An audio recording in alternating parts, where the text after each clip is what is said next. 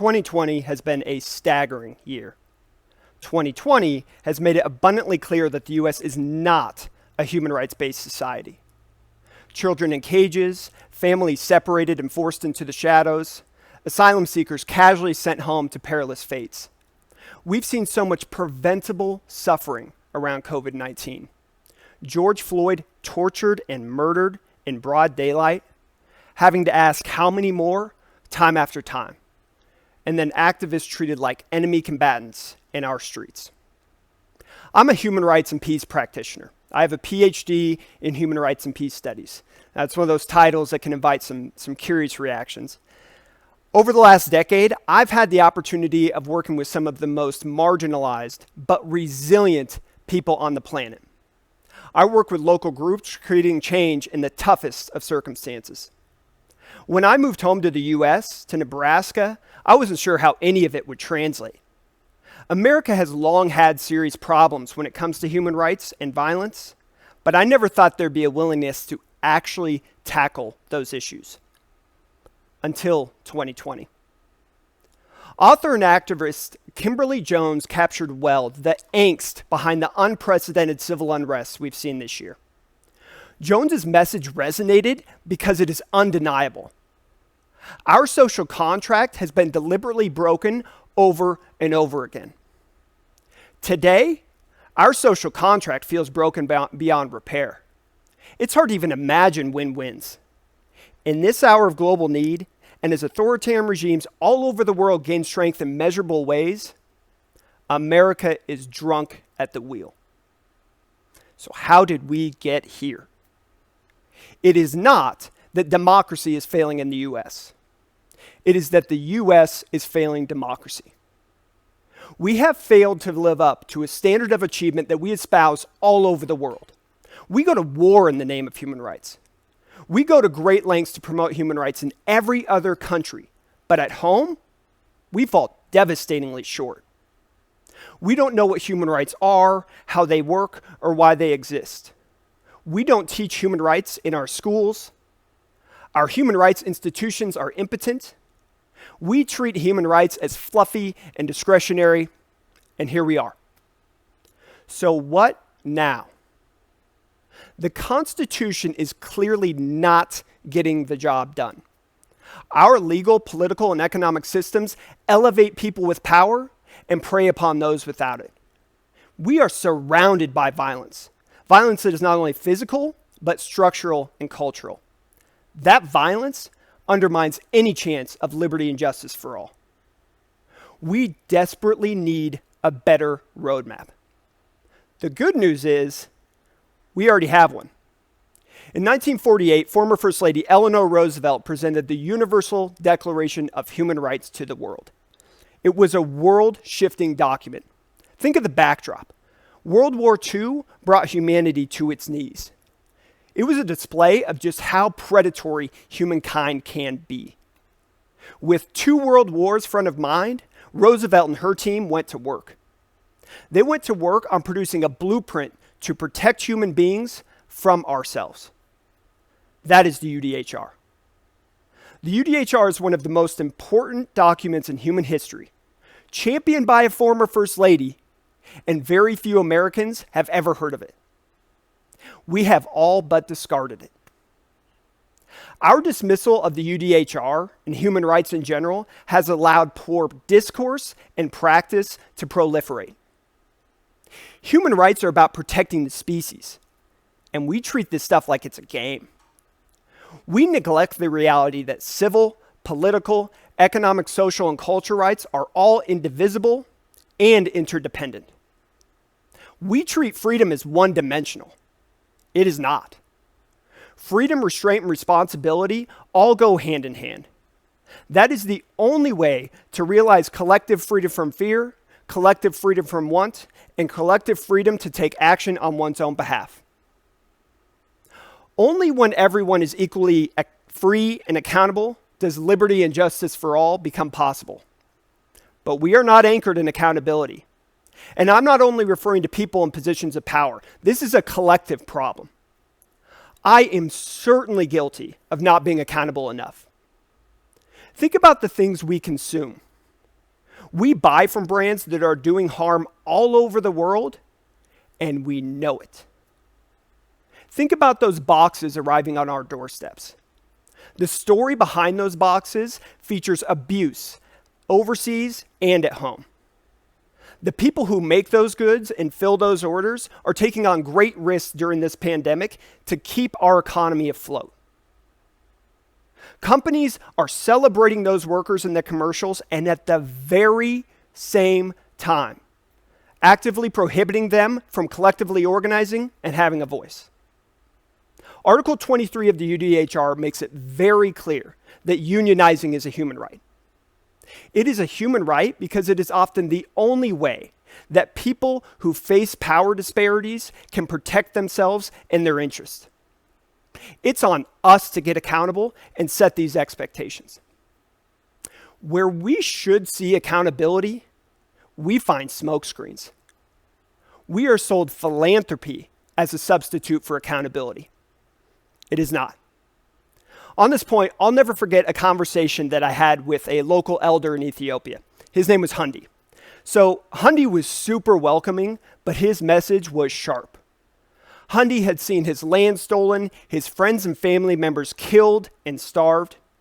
Hundi watched as people preyed on his community year after year, decade after decade. Hundi spoke of foreigners casually throwing around money and promises and leaving behind a trail of frustration and hostilities. Hundi had no interest in a handout.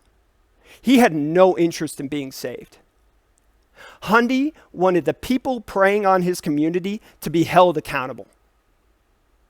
Hundi radiated frustration because for decades he'd been pleading for some semblance of equality and accountability, but all he got was more philanthropy. The problem with philanthropy is that it leaves people subservient. It is not designed to address structural and political problems. No amount of philanthropy can fix broken social contracts. The agenda is always set by those with cash and clout. And in this sense, our over-reliance on philanthropy conflicts with another core tenet of human rights: agency. Agency is about being able to take action on your own behalf. It's about being an agent of your own well-being, being in control of your own fate. When I was in Myanmar, I was talking with this villager near a conflict zone in Shan State. This guy brilliantly captured how immensely important agency is. He captured the idea that there's no alternative to agency. So here's what he said to me. Think of being in a village surrounded by landmines. The locals know where those landmines are. You don't. So are you going to follow the villagers, or are you going to ask them to follow you? It's really that simple. As a country, we miss the mark on accountability and agency all the time. We casually impose sanctions throughout the world without giving a second thought to the consequences. I spent a number of years in Myanmar, traveling the country and talking with people about sanctions, including the American sanctions against the Myanmar junta. I wanted to understand their perspective. What I heard was overwhelming resentment and frustration. These people were scrapping every day to create opportunities and build their political muscles in any way possible. They wanted information and resources and relationships. They could use all of those things as leverage. But sanctions gave them deprivation and isolation. Sanctions were sold as our cure, but for the people trying to liberate themselves from the military dictatorship, sanctions were another disease, a disease that robbed them of their agency and made them easier to oppress. Sanctions are one of many examples where we choose the convenient, feel-good option and leave it to others to shoulder the suffering. The result is not only frustration, but carnage. I've seen this firsthand in Myanmar, in factories throughout Asia, in the highlands of Africa, even the fields of North Korea. I have also seen how much savvy and strength and potential goes unseen and untapped. I watched as ordinary people in Myanmar mobilized themselves. They figured out how to manipulate local officials. And then they started to figure out how to manipulate the system. And ultimately, they dislocated the military dictatorship in Myanmar from below. They turned themselves into an unrelenting force of change. And they did so in spite of us. We make similar mistakes at home. There is so much enthusiasm around combating human trafficking. It's something of a collective obsession. But how much of that fight against human trafficking is about addressing vulnerabilities and mobilizing people? How many of those efforts address the structural violence that pushes people into the shadows, robs them of their agency, and leaves them exposed to predators? Where is the conversation about labor trafficking? Rather than confronting causes and conditions, we treat trafficking as theater. This stuff is not theater. It's structural. It's a symptom of our systemic failures to put people in a position to protect themselves and their families. Now, think of how we deal with America's dark past. We don't. We help populations all over the world recover from atrocities. We are the global champion of a field called transitional justice. But at home, we have yet to take the first step towards a transition. We have yet to even start pursuing the restorative justice that is necessary to reckon with America's dark past. That past is something we will never outrun. The wounds of slavery and the Native American genocide are open, and they are bleeding.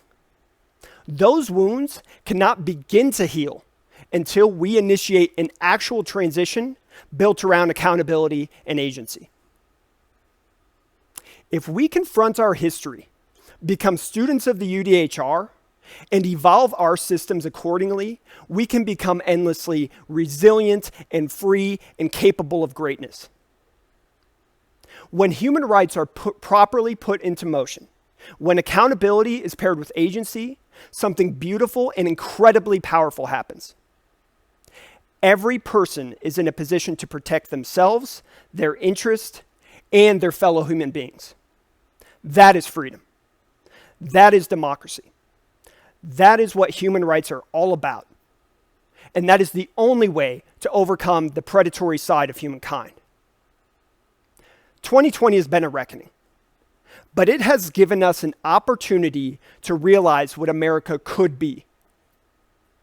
And we get there by elevating human rights as if the fate of humanity depends on it. Because it does. Thank you.